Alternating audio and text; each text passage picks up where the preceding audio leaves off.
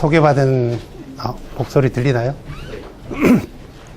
소개받은 김병학이라고 합니다. 실제로 회사에서는 저희 영어 이름 쓰거든요. 그래서 회사에서는 클로드라고 불리고요. 네. 저희가 영어 이름 쓰다 보니까 이렇게 나이 어린 사람이나 나이 많은 사람이나 이렇게 서로 나이를 모르고 다 그냥 우리 대표님인 지미한테도 임지훈 대표한테도 지미라고 부르고 저희 이제 창업주인 김범수 부장님한테도 브라이언이라고 부르거든요. 브라이언. 네. 저도 뭐 오래전에 졸업했지만 네. 여러분들하고 같은 레벨이라고 생각하시고 제가 지금 하고 있는 분야에 대해서 약간 인트로덕션 저희가 왜 이걸 하는지에 대해서 설명을 드릴게요. 저도 이제 앞에 이제 전산학동에서 되게 오래 있었는데 학교 와가지고 후배들한테 강의하는 게 참 새삼 좀 다른 느낌인 것 같아요. 그래서 강의가 좀 도움이 됐으면 좋겠고요. 저희가 왜 AI란 걸 이렇게 하는지 설명을 드리도록 하겠습니다. 우선 이거는 카카오 소개 동영상인데 한번 잠깐 보시죠.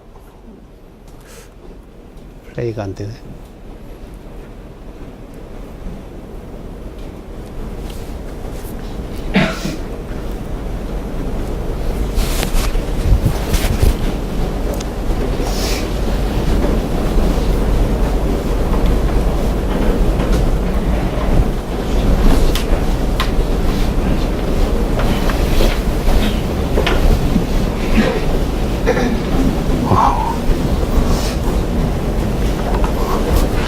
동영상이 플레이가 안 되는 것 같습니다.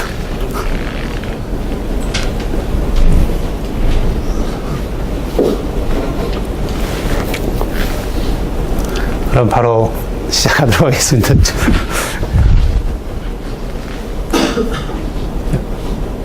넘어가라.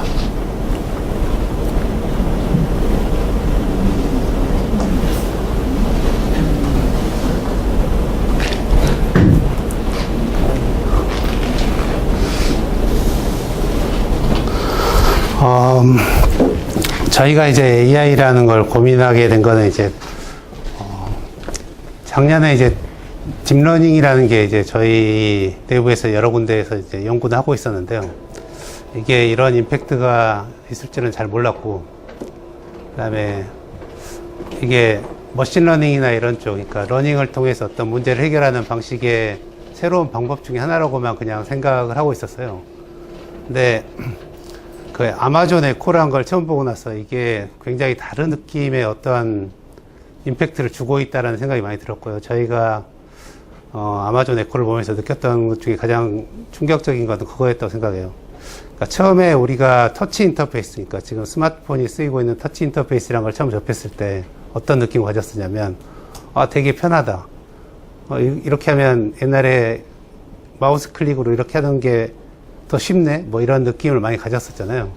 근데 그 터치 인터페이스가 어떻게 보면 모바일이라는 세상을 오게 하는 가장 큰 원동력이었다고 생각하거든요. 근데 이제 아마존 에코를 보고 나서 저희가 느낀 거는 이 음성 인터페이스란 게 굉장히 편하다. 네. 그러니까 이제 사람하고 이야기하는 그런 구조의 시스템이 되기 시작하는 거잖아요. 그래서 기존의 이제 터치 인터페이스가 결국은 이제 음성 인터페이스로 바뀔 것 같다. 근데 그게 시간이 얼마나 걸리느냐에 대한 이슈에 대해서 고민을 했었는데, 우리가 시간이 중요한 게 아니라 지금 이걸 빨리 시작해서 플랫폼을 빨리 만들어야 되겠다는 생각을 좀 많이 가지게 됐습니다. 그래서 이 AI의 시작, 특히 이제 서비스 업체한테는 새로운 인터페이스 구조가 제시됐고, 그 새로운 인터페이스 구조가 이제 앞으로의 향후 한 5년에서 10년을 또 바꿀 수 있는 그런 구조가 될 거다라는 어떤 느낌을 가지고 있고, 그걸 위해서 이제 열심히 음성 인터페이스부터 시작해서 하고 있는데요. 실제로 AI의 딥러닝이 이제 지금 제일 많이 쓰고 있는 분야가 뭐 이미지 인식, 뭐 그다음에 음성 인식, 뭐 자연어 처리 이런 쪽에 되게 많이 쓰이고 있는데요. 그 세 개의 인터페이스가 결국은 똑같은 인터페이스의 어떤 방향을 제시하고 있다라는 게 저희가 가진 생각입니다. 예를 들면 동영상이나 이미지 인식에 왜 우리가 포커싱 하냐면, 결국은 이건 어떤 느낌이냐면, 예를 들면 우리는 세상을 볼 때 눈으로 보고 있죠. 근데 눈으로 볼 때 카메라를 앞에 렌즈라는 걸 두고 이렇게 앞에 세상을 보게 된다면 어떤 세상이 돼야 될까에 대한 관점이 있는 거죠.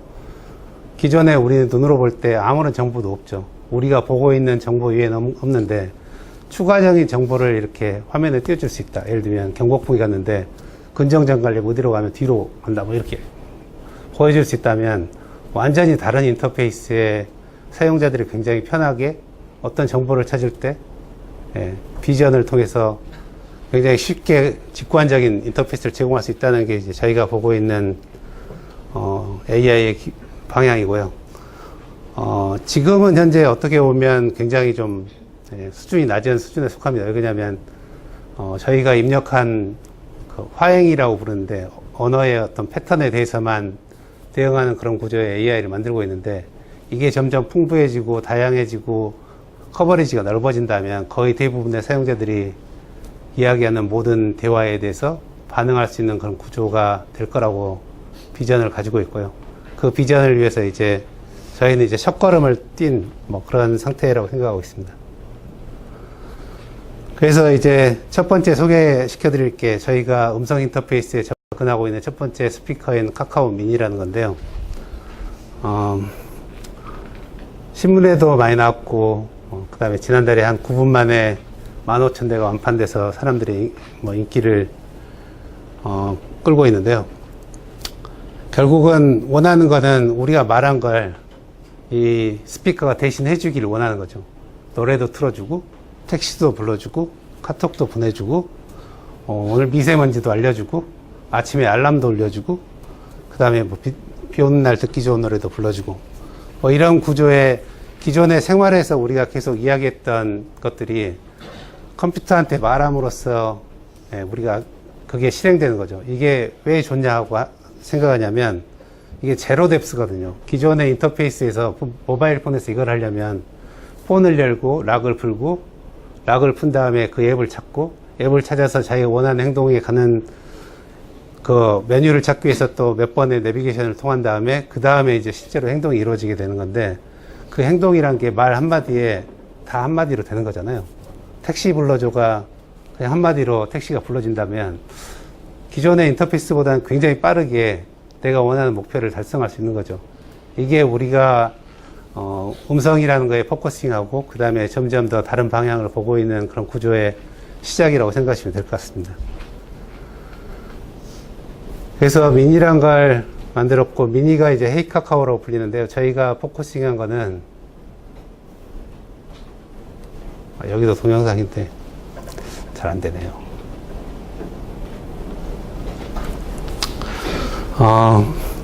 이게 기본기가 가장 충실한 스피커를 만들려고 노력을 했어요. 기본기가 충실하다는 게 제일 첫 번째 제일 잘 돼야 되는 거는 웨이크업입니다.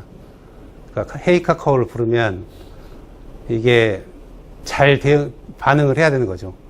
그리고 TV 켜져 있다고 해서 헤이카카오가 갑자기 깨어나거나 뭐 이런 경우가 발생하면 안 된다는 거죠. 그게 이제 저희가 가장 첫 번째 목표로 삼은 거였고요. 도메인이나 뭐 다른 것보다는 음성인식의 정확도, 웨이크업의 정확도가 저희한테는 가장 중요한 목표였고, 그 목표를, 저희는 어느 정도 달성했다고 생각하는데, 현재 나와 있는 스피커 중에서는 국내 스피커 중에 제일 잘 된다고 생각하고 있습니다. 근데 이제 앞으로 이제 기능을 늘려야 되는 이제 상황이 있는 거죠.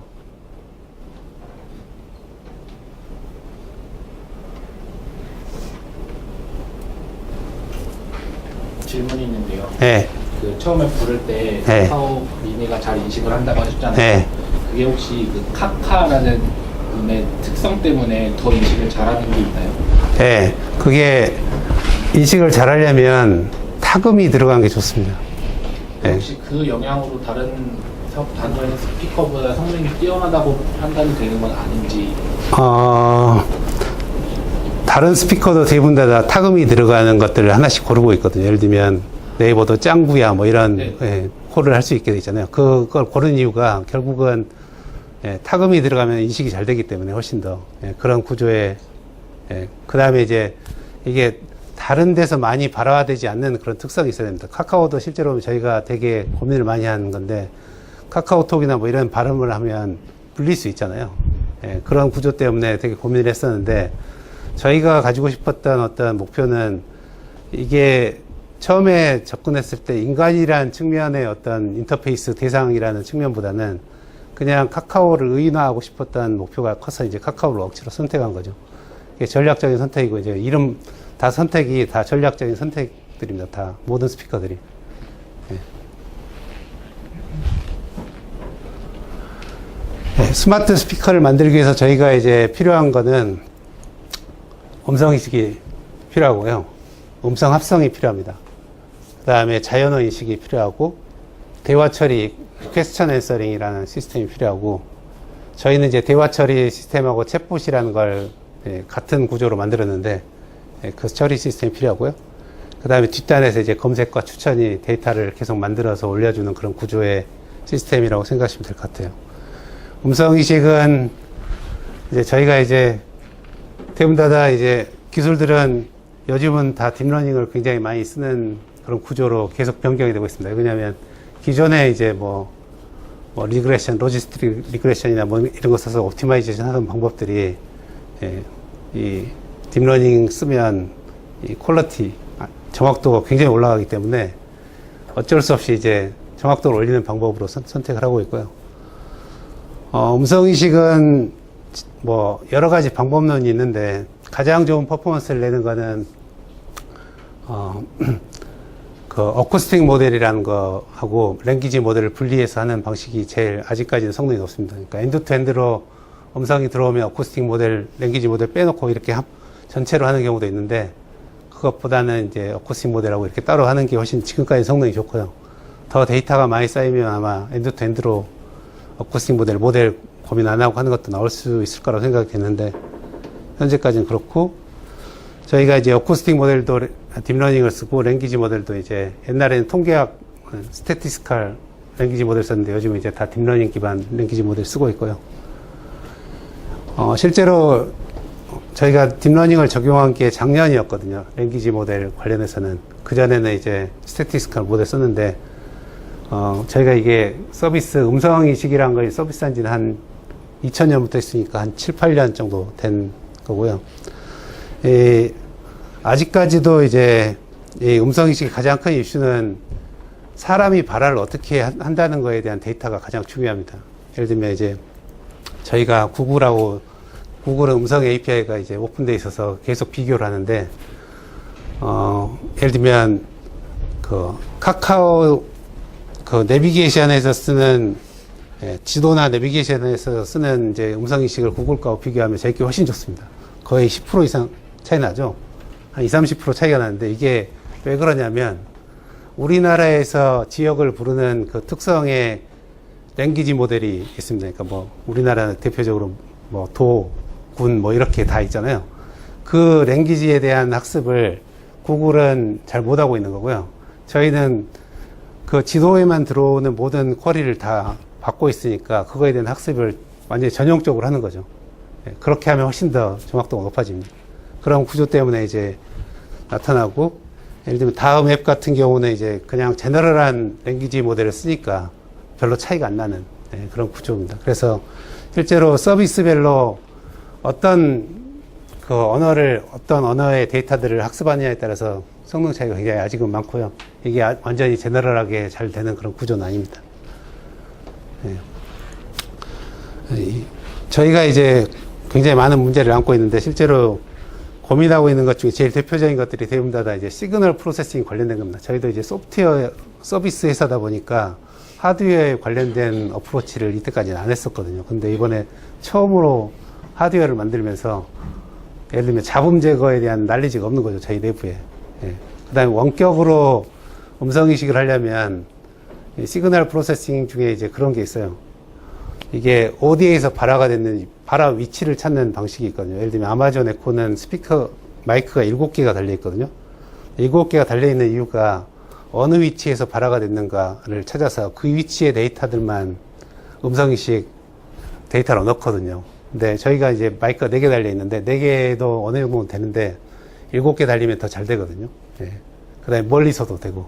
그러니까 이게 소스에 발화되는 소스를 찾기 위한 노력들이 이제 뭐 원거리 음성인식이나 잡음 제거 뭐 그다음에 이런 것들이 주로 이제 이슈가 되고 있고, 저희가 이제 계속 발전시켜야 되는 가장 큰 이슈 중에 하나입니다.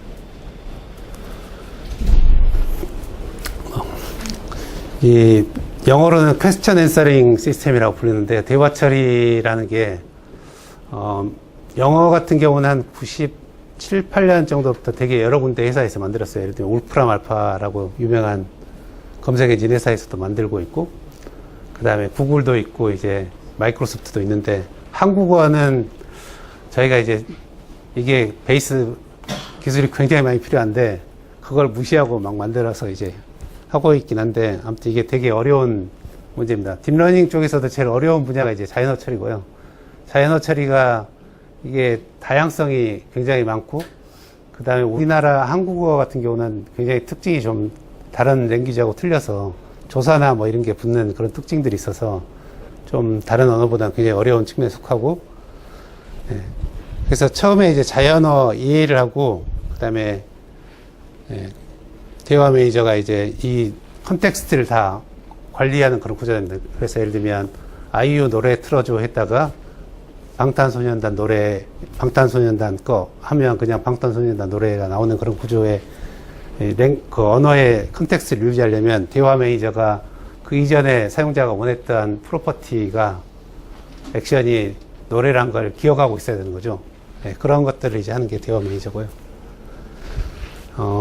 자연어 생성은 지금은 거의 수작업으로 다 하고 있는 그런 구조로 생각하시면 될 것 같고, 그래서 카카오가 가지고 있는 대부분의 이제 앱들에서 제공되는 어떤 사용자들이 원하는 자연어의 발화의 대상이 되는 것들을 다 저 구조에 넣는 그런 것들을 하고 있습니다.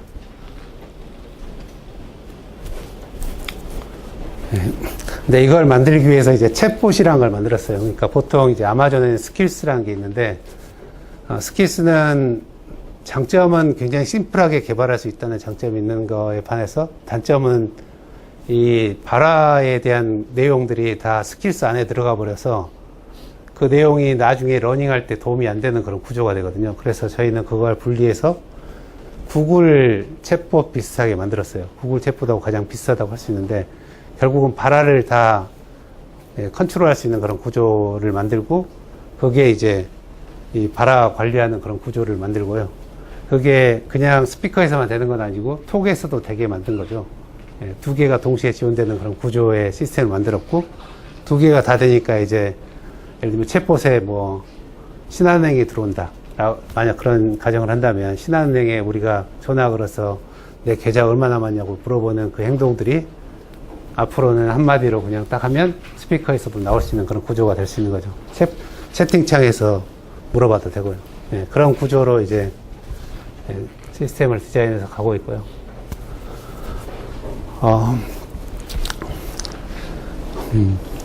검색도 되게 많이 필요합니다. 왜냐하면 이게 주로 대부분의 그 컨텐츠라고 불리는 것들이 다 검색에 존재하는 것들이거든요. 예를 들면 증권 정보도 그렇고, 날씨도 검색에 있고, 그다음에 뭐 인물 정보, 아이유 나이 몇 살이야 뭐 이런 거 물어볼 때는 다 검색에 있는 데이터들이기 때문에 그것들을 이용하고 있고요. 이 검색은 아직도 과거 모델을 대부분 많이 씁니다. 검색은 모델이 그 렐러번스라는 모델을 쓰고 있는데, 렐러번스를 위해서 우리가 가장 중요하게 생각하는 세 가지 팩터가 리슨시, 최근의 문서가 더 중요하다. 그 다음에 쿼리하고 가장 시밀러티가 높은 시밀러티, 그 다음에 파퓰러리티라고 해서 사람들이 좋아하는 문서, 예를 들면 쇼핑이나 아니면 지역 같은 경우에는, 지도 같은 경우에는 사람들이 원하는 장소가 더 인기도가 틀리잖아요. 그 세 가지 정보를 이용해서 이제 모델링을 하게 되는데, 그걸 이제 더 늘리는 방법들이 이제 시멘틱이라는 걸 이용해서 늘리는 방법들이 있는데, 그 시멘틱을 할 때도 결국은 똑같은 랭귀지 모델이 쓰입니다. 그래서 랭귀지 모델을 이용해서 그 시멘틱을 확장하고 변환시키고 하는 것들을 하게 되는 그런 구조가 있고, 그걸 통해서 이제 랭킹의 정확도나 아니면 파퓰러리티가 좋은 게 위에 올라가게 하는 그런 구조를 만드는 거죠. 그 다음에 이 서비스에서 가장 중요한 것은 결국 피드백입니다. 사용자가 어떤 쿼리에 대해서 어떤 걸 클릭했다, 뭐 이런 정보들이 쌓이잖아요. 그러면 그게 피드백으로 랭킹에 변화를 주게 됩니다. 근데 이게 너무 또 변화를 많이 주면 스타베이션이 생겨서 항상 똑같은 게 1등에 올라오는 그런 문제가 생깁니다. 그래서 이걸 적절하게 조절하는 그런 구조의 랭킹 시스템을 만들어야 되고요. 그게 되면 이제 좀 다이나믹하게 변하면서도 사용자가 제일 원하는 렐러번스가 높은 게 상위에 나오게 되는 그런 구조가 되죠. 예. 그런 식으로 이제 검색에서 하고 있고, 이게 앞으로 더 발전해야 되는데 그 이유가 뭐냐면, 이 딥 QA라는 게 있습니다. 딥 QA가 뭐냐면 딥러닝으로 퀘스천 앤서링을 하는 건데, 우리가 예를 들면 백두산 높이는 이라고 질문을 하면 백두산 높이가 있는 문서가 굉장히 많잖아요. 백두산 높이가 있는 문서에서 우리가 자동으로 높이를 찾고 싶은 거죠. 그게 딥 QA에서 주로 하는 건데요. 네, 그런 방식을 이제 앞으로 집중적으로 해야 되는 과제를 안고 있습니다.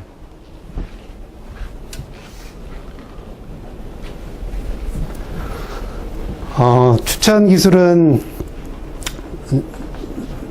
많은 사람들이 이제 추천은 굉장히 많이 잘 아실 거라고 생각을 해요. 추천을 하겠다고 하는데 실제로 되게 어려운 부분들이 되게 많습니다. 예를 들면 사용자라는 거는 굉장히 컨텍스트 센서티브 하거든요. 내가 어떤 장소에 있었는지, 어떤 시간이었는지, 어떤 상황에 있었는지, 내가 어제 경험한 뭐였는지에 따라서 추천받고 싶은 게 틀려요. 그 컨텍스트가 있기 때문에 굉장히 어려운 주제인데, 지금 우리가 피처로 많이 잡고 있는 거는 결국은 그 사람에 대해서 포커싱 하는 쪽. 그 사람에 대해서 포커싱 한다는 거는 그 사람 나이가 얼마일지를 추정하고, 그 사람 성별은 뭘까를 추정하고, 그 사람의 사는 지역은 어딘가를 추정해서, 이 사람은 어디 살고, 뭐, 직업까지는 아직 추정 못하고 있죠. 아무튼 그런 정보를 추정해서 이 사람에 대한 프로파일을 만들고 있는 작업들이 하나 있고요. 그 다음에 이 사람이 클릭한 데이터를 바탕으로 해서 어떤 컨텐츠가 더 적절한가. 예를 들면 멜론에서 자주 듣는 노래가 뭐였는지, 뭐 이런 것들을 파악하고 있는 게 이제 컨텐츠 기반으로 해서 하는 거고, 그 다음에 컨텐츠 자체적인 것도 봅니다. 예를 들면 이 사람이 신나는 노래를 좋아하는, 리듬이 빠른 노래, 뭐 아니면 좀 우울한 노래, 뭐 이런 것들을 자주 듣는지에 대한 파악을 하는 게 이제 컨텐츠 파악에서 하는 거고요. 가장 어려운 게 이제 상황입니다. 상황은 정말 너무 많아서 하나씩은 하고 있는데, 이게 상황 파악은 되게 어려운 주제입니다. 그러니까 상황이란 게 사용자가 어떤 상황에 빠졌는가를 우리가 파악을 해야지 그 사람한테 가장 적절한 걸 줄 수 있다는 관점에서 시작한 건데, 지금은 예외 상황과 정상 상황 정도를 구분하는 정도? 예를 들면 예외 상황이라고 하면 어느 날 주말에 갑자기 내가 갑사에 놀러를 갔어요. 그건 굉장히 오랫동안 안 일어나던 사건이잖아요.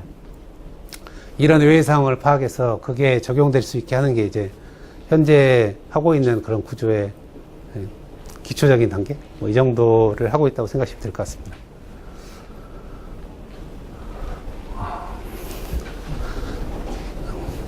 굉장히 고전적인 추천은 CF라는 콜라보레이티브 필터링하고, 그 다음에 컨텐츠 베이스드 필터링이라는 거 두 개를 고전적인 방식으로 많이 사용하고 있는데, 이걸 할 때 이제 굉장히 많은 여러 가지 것을 해야 되는데, 예를 들면 저희가 항상 랜덤을 만듭니다. 랜덤을 만드는 랜덤 컨텐츠를 사용자한테 보여주는 액션을 하는데, 그 랜덤을 보여주는 이유가 뭐냐면, 예를 들면 뉴스가 새로 나왔어요. 새로운 사건이 터진 거죠. 근데 그 사건의 뉴스를 추천하고 싶은데 어떠한 정보도 없잖아요. 그 뉴스에 대해서는 아무도 클릭한 적도 없고 아무한테도 보여주지 않았기 때문에 이게 어떤 반응을 일으킬까를 아무도 모르는 거죠. 그래서 5% 정도의 사용자한테 랜덤으로 가끔씩 새로운 뉴스를 이렇게 보여줘요. 거기서 실시간으로 이 뉴스의 파퓰러리티를 체크하는 거죠. 이 뉴스가 사용자들한테 어느 정도 인기도가 있다. 그 인기도를 바탕으로 해서 이걸 95% 나머지 사용자한테 보낼지 말지를 결정하는 거죠. 그래서 그런 식의 계속 돌아가는 그런 구조를 만들어서 새로운 컨텐츠가 왔을 때 그걸 노출시키고, 그게 사용자들이 좋아하면 더 많은 사람들한테 노출시키는 그런 구조를 만들고 있고, 그게 이제 피드백에서 저희가 되게 많이 쓰고 있는 방식의 하나입니다. 그런 식으로 이제 추천을 계속 향상시키고 있고요. 요즘은 이제 딥러닝 기반으로도 추천들이 많이 하고 있는데, 이게 추천이라는 게 결국은 계속 끊임없는 싸움입니다. 끊임없는 싸움. 이게 처음 알고리즘을 하나 만들어서 그걸로 추천이 딱 끝나는 게 아니라 서비스 하다 보면 새로운 알고리즘도 굉장히 많이 나오거든요. 그러면 새로운 알고리즘이 나왔을 때 그 알고리즘을 또 한 10% 사용자한테 버킷을 돌립니다. 그래서 기존 알고리즘보다 이게 10% 사용자들의 알고리즘이 클릭이 높다라고 하면 이제 알고리즘을 바꾸는 거죠. 뭐 이런 식으로 해서 거의 몇 년 동안 알고리즘을 수없이 바꿔왔죠. 예. 굉장히 새로운 방법들까지 계속 적용하면서 항상 바꿔오고 있고, 이걸 통해서 끊임없이 클릭률을 계속 높이는 그런 구조의 작업들을 계속 하고 있습니다. 근데 이게 떨어지는 경우도 발생하는데, 실제로 10% 사용자들한테는 클릭률이 올라갔는데 시간이 지나니까 떨어지는 경우도 발생하고, 뭐 이런 구조의, 예.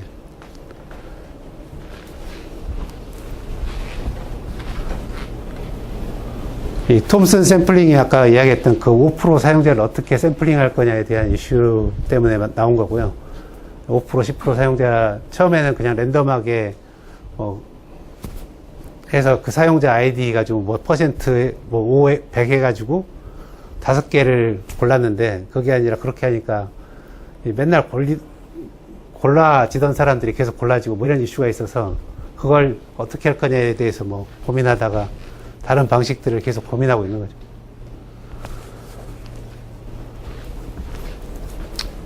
그래서 이런 추천들을 열심히 준비하고 있습니다. 이게 컨텍스트 기반의 구글 나우 혹시 써보셨어요? 구글 나우 써보시면 거기에 컨텍스트가 어느 정도 들어가 있는데, 거기에는 장소도 나오고 그 다음에 현재 시간에 관련된 정보들이 계속 바뀌면서 올라왔다 갔다 하잖아요. 그게 이제 컨텍스트를 이용한 그런 구조를 만들려고 하는 노력이고요. 저희도 비슷한 어프로치를 끊임없이 하고 있죠.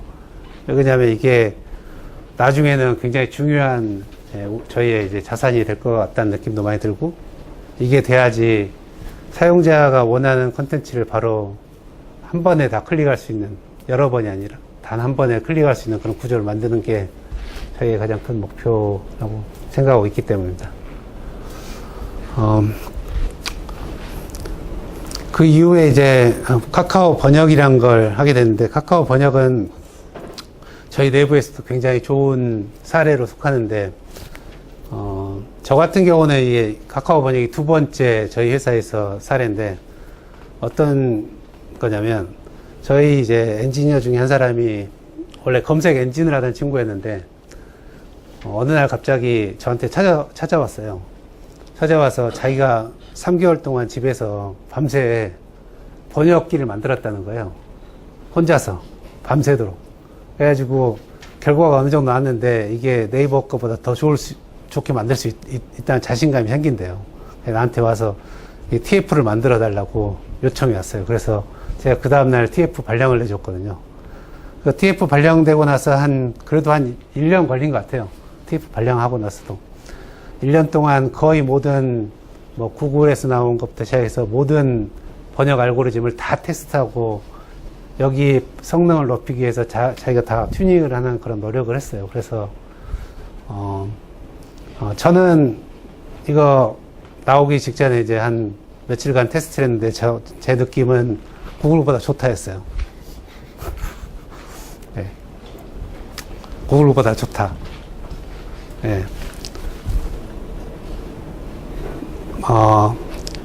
제가 영어 발음이 안 좋으니까 좀 이해해 주시고, I arrived at the bank on the corner.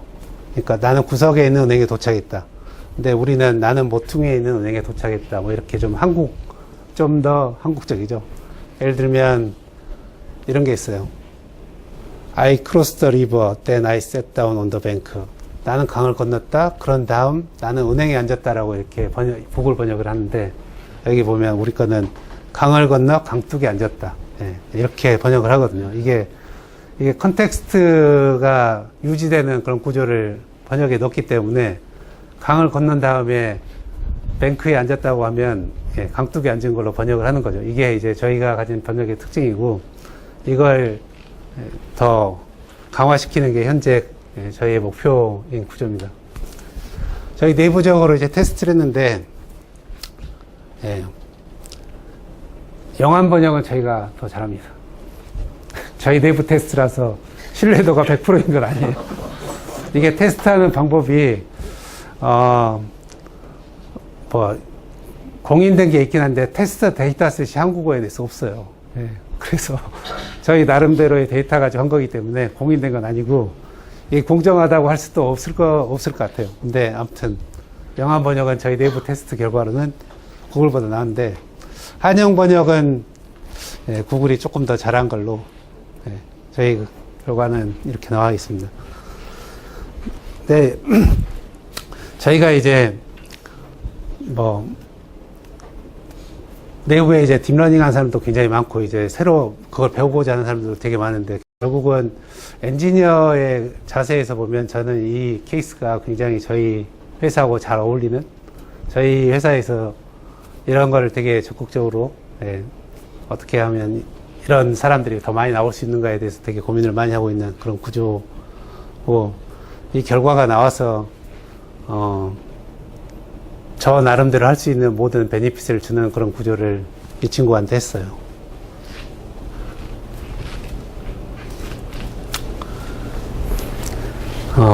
다른 시도들도 되게 많은데요. 다른 시도들을 하는 이유는 이제, 앞으로 어떤 걸 하게 될 건가에 대한 고민들을 되게 많이 하고 있기 때문에 이제 다른 시도들도 많은데, 아까 이야기했듯이 저희가 이제 보통 어떤 프로젝트를 시작할 때 개인이 자기의 어떤 제안으로 시작하는 경우가 되게 많아요. 자기가 뭘 하고 싶다라는 제안으로 시작하고, 그게 결과가 어느 정도 나오면 데이터를, 저희도 이제 데이터 싸움이 되게 많은데 데이터를 사오거나 뭐 이렇게 해서 더 데이터를 보강하는 작업들을 계속 하는 거죠. 저희 번역도 할 때 처음에는 인터넷에서 긁을 수 있는 데이터를 모아서 시작했고, 이게 어느 정도 되니까 이제 뭐 신문사 아니면 뭐 지금 뭐 책 번역하는 데가 되게 많거든요. 거기서 데이터를 이렇게 사오는 그런 구조로 해서 데이터를 보충하는 형태로 접근을 했습니다.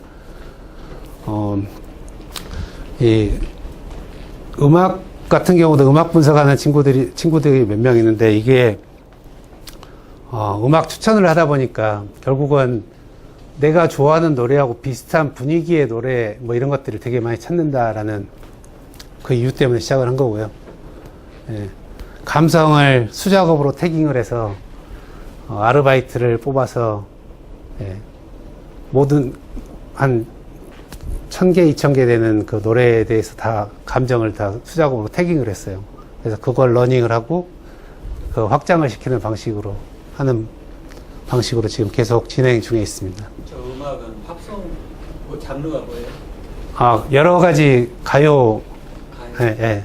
보통 이제 저희가 하는 방식이 이제 멜론에 있는 음원이 있는 것들 중심으로 데이터를 받아와서 그 음원 중에 이제 그 아르바이트생이 듣고, 야, 이거는 슬프다, 이거는 기쁘다, 뭐 이건 신난다, 뭐 이런 걸 태깅한 다음에 그 태깅한 데이터를 다 모은 다음에 나머지 곡들도 다 그 태깅의 러닝 결과를 바탕으로 해서 이제 다 하는 구조죠.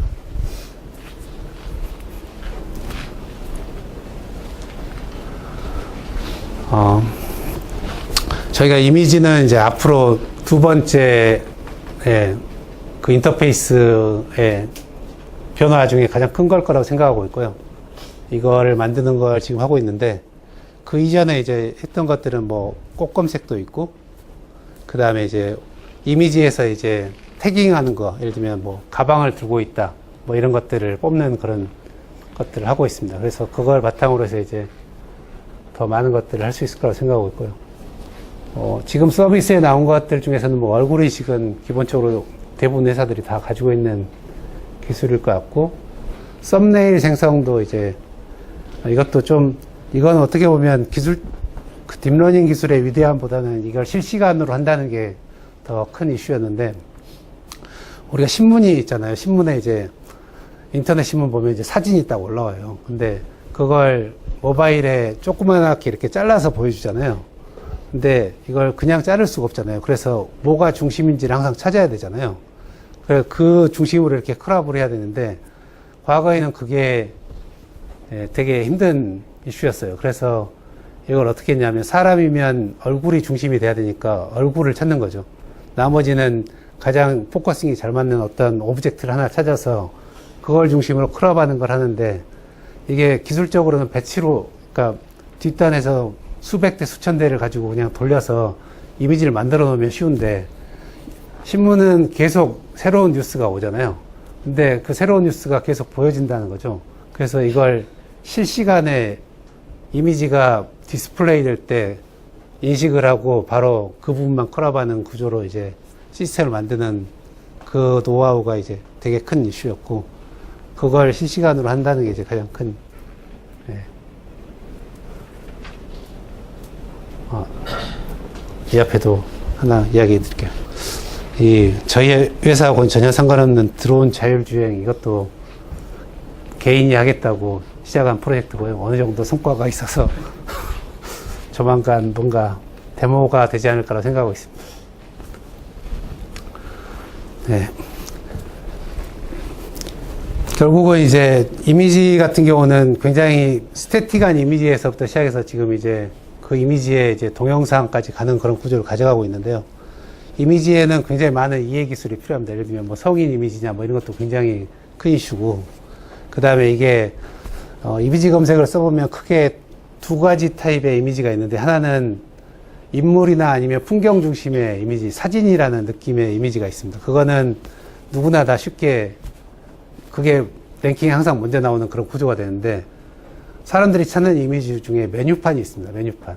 이게 메뉴판도 있고 뭐 어디 터미널의 시간표, 이게 인터넷에 거의 안 올라와 있는 정보거든요. 사람들은 그 이미지를 통해서 찾는 그런 구조를 만들고 있어서, 어떤 이미지 클러스터는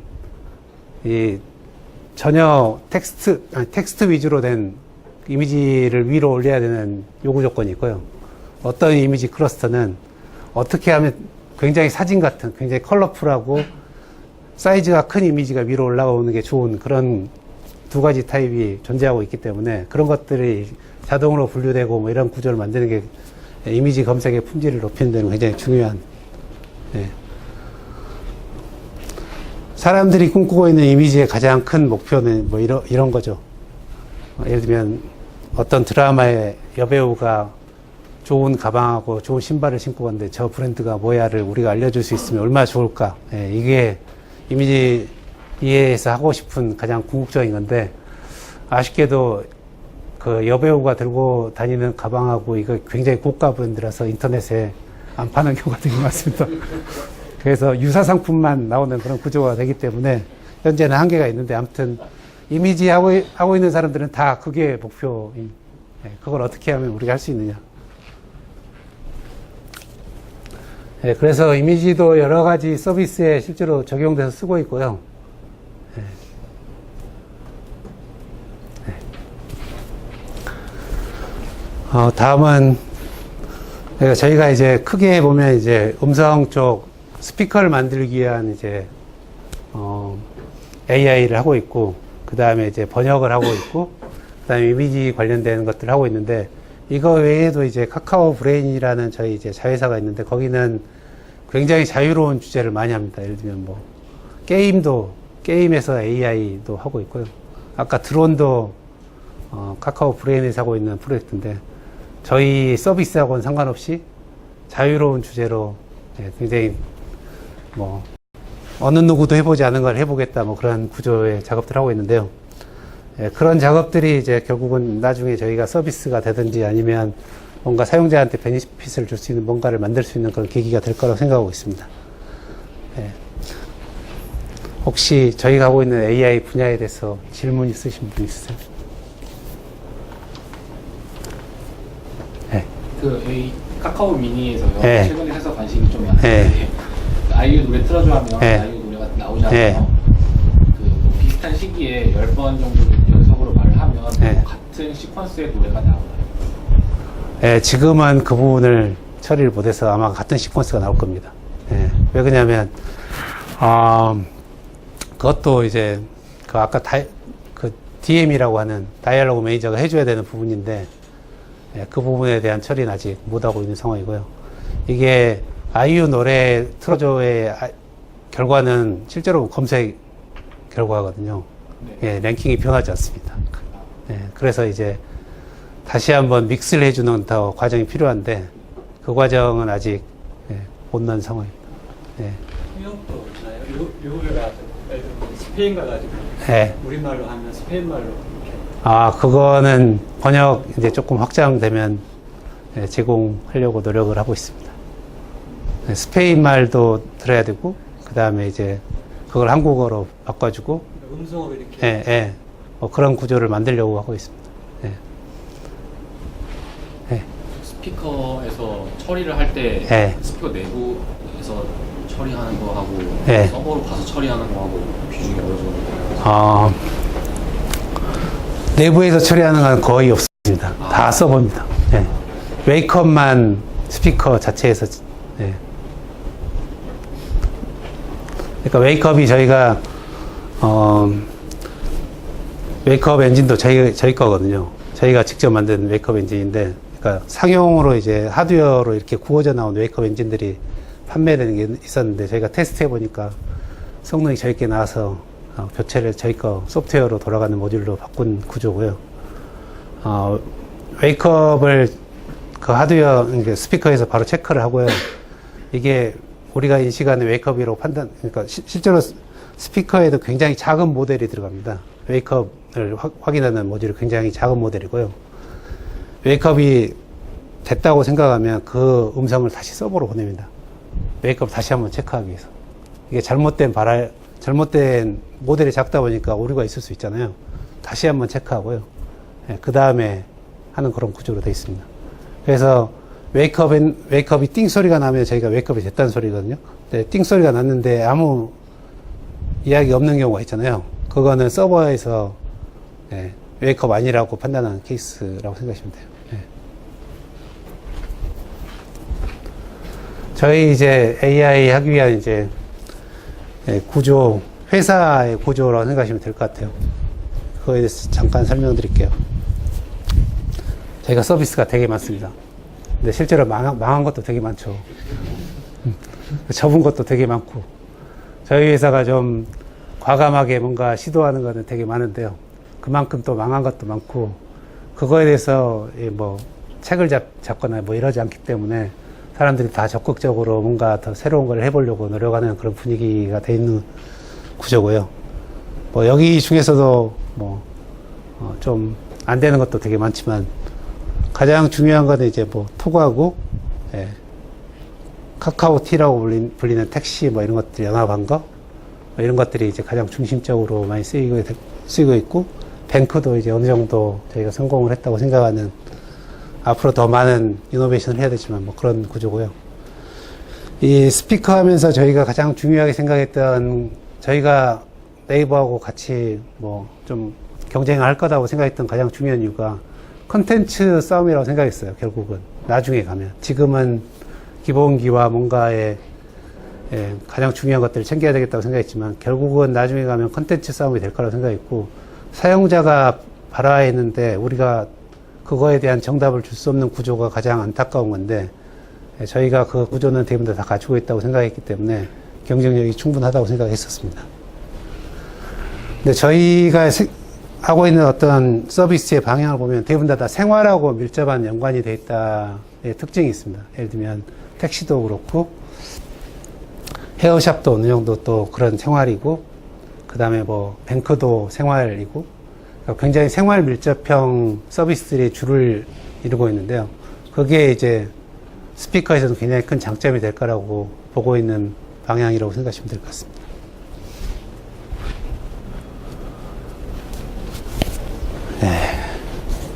데이터, 저희도 그 음성 할 때는 데이터 되게 많이 샀고요.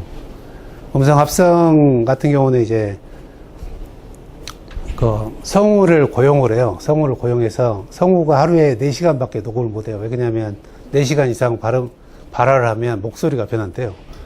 목소리가 변하기 때문에 4시간을 계속 매일 해가지고 지금 거의 한 1년 넘게 해오고 있는데요. 이 정도 쌓여도 실제로면 자연스러운 문장을 만들기가 되게 힘들어요. 네. 아무튼 이런 돈을 들여서 이제 데이터를 만드는 작업들도 굉장히 많이 하고 있고요. 뭐 그 다음에 서비스에서 나온 데이터는 엄청 많죠. 서비스 뭐 택시 탔던 기록이나, 그 다음에 뭐 톡에서는 이제 뭐 주문하기 뭐 이런 거, 선물하기 산 경험 뭐 이런 것들에 대한 데이터들이 쌓이고 있고, 검색에서는 검색 로그가 쌓이고 있고, 예. 뭐 이런 것들이 다 모여서 이제 예, 다음에 뭐 할까를 항상 고민하게 된 그런 구조가 되고요. 저희가 이제 GPU 클라우드라는 걸 이제 예, 만들었는데요. 이것도 사람들이 GPU를 저희도 이제 이게 각 부서마다 GPU를 따로 사는 구조였거든요. 그래서 어떤 부서는 뭐 GPU 대수가 뭐 거의 100대가 넘어가고 어떤 부서는 한 두세 대밖에 없는 거죠.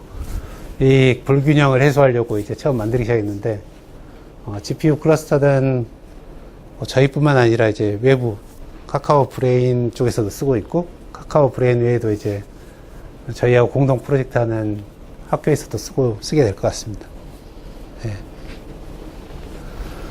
저희의 이제 AI 시대가 되면서 굉장히 많은 사회적 트렌드, 서비스에서의 트렌드는 이제 오픈이란 게 굉장히 많이 바뀌었어요. 옛날에는 우리가 만든 거 우리만 쓴다 뭐 이런 구조였는데, 그 딥러닝 쪽 논문들이 다 오픈되어 있잖아요. 그 다음에 그 알고리즘도 GitHub에 굉장히 많이 올라가고 있고, 대부분 다 오픈 마인드여서 저희도 똑같은 마인드로 진행을 하고 있습니다. 이거는 이제 컨텐츠의 이제 소스 데이터를 모으는 시스템인데요. 뭐, 예를 들면 카페, 블로그, 그 다음에 뭐, 트위터, 뉴스, 뭐, 비디오, 모든 게 다 한 개의 시스템으로 다 모이는 그런 구조의 시스템을 만들고 있는데요. 이게 이제 외부에서 크롤에서 수집된 것도 있고, 내부에 DB를 계속 이렇게 싱크 받는 것도 있고, 뭐, 그런 모든 데이터를 다 수집해서 한 개의 저장소에 넣고, 그걸 전사가 이제 공유하는 그런 구조의 환경을 구축하고 있습니다. 이게 되면 이제 우리가 실험하고 싶은 대상을 아무거나 선정하고 데이터를 그냥 긁어갈 수 있는 그런 구조가 되는 거죠.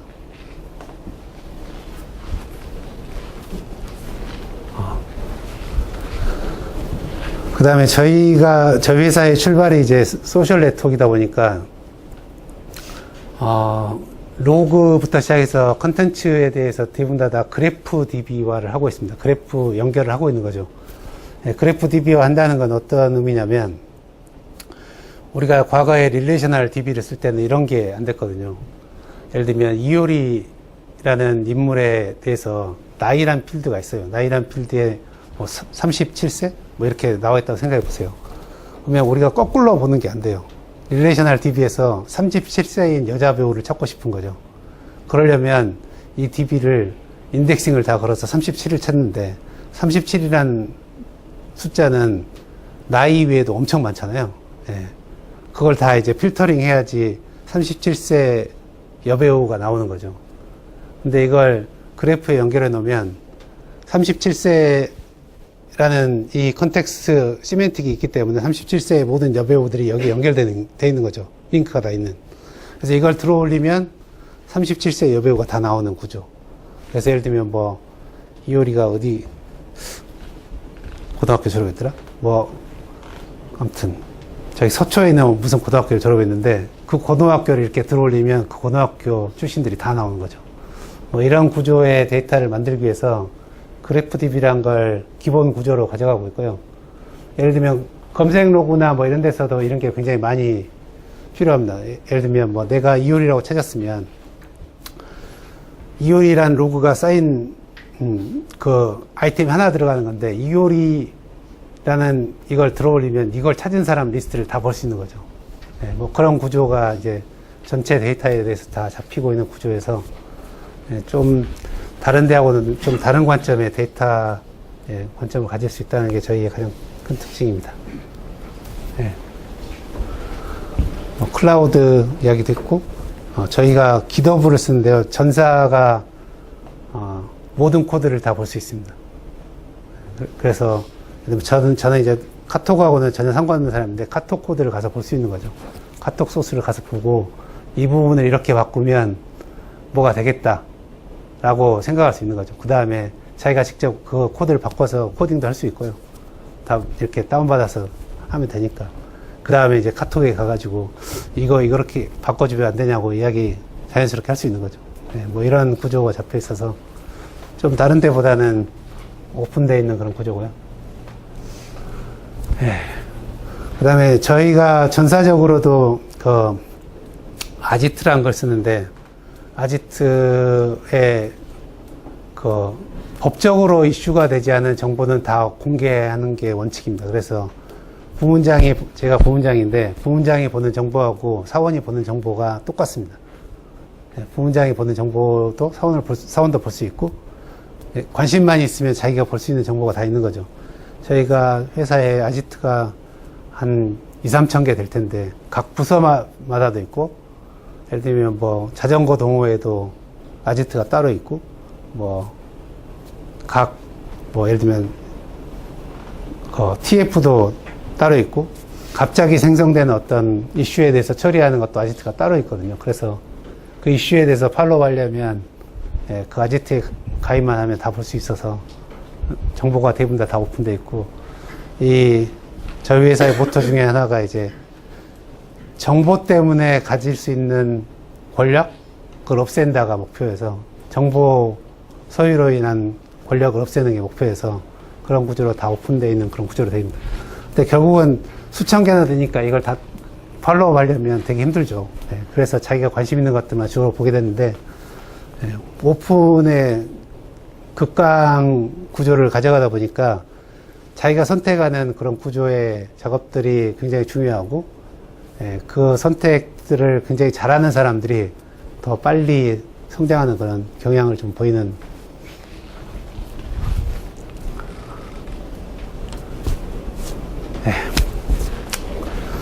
저희가 이제 AI 에코시스템을 만들려고 하는데요. 저희도 이제 플랫폼이 되고 싶어서 스피커도 만들고 했는데, 저희가 가진 장점인 카카오는 굉장히 많은 사람들이 쓰고 있고, 카카오 서비스는 굉장히 다양하고, 여러 가지 걸 하고 있는데, 거기에 이제 저희가 열심히 기술들을 개발을 하고 있고, 이제 외부 파트너들을 열심히 연결하는 작업들을 하고 있습니다.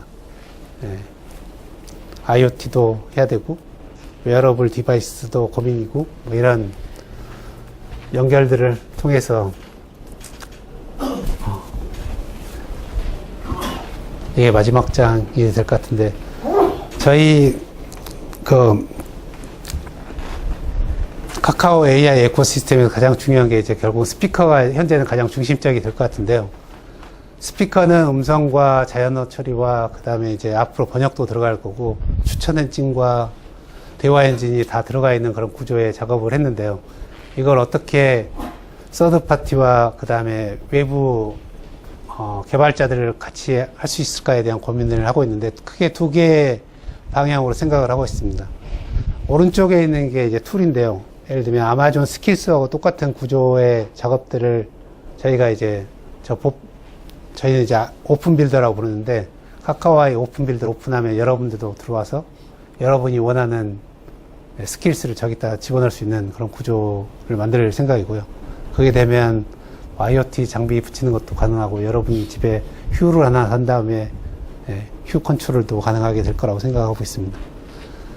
그 다음에 이제 이쪽은 조금 더 큰 업체들이 원하는 건데요. 저희의 엔진을 가져다가 자기의 서비스에 넣고 싶은 거죠. 예를 들면 삼성전자하고 빅스비 저희가 이제 제휴를 했는데, 그런 케이스가 이제 삼성전자는 콘텐츠가 별로 없어서 빅스비에서 뭐 카톡 보내줘를 하고 싶은데, 그걸 어떻게 할 거냐. 그러면 저희의 이 전체 큰 API를 붙여서 여러분이 서비스 하시면 됩니다. 뭐 이런 구조의 작업도 제공할 예정입니다.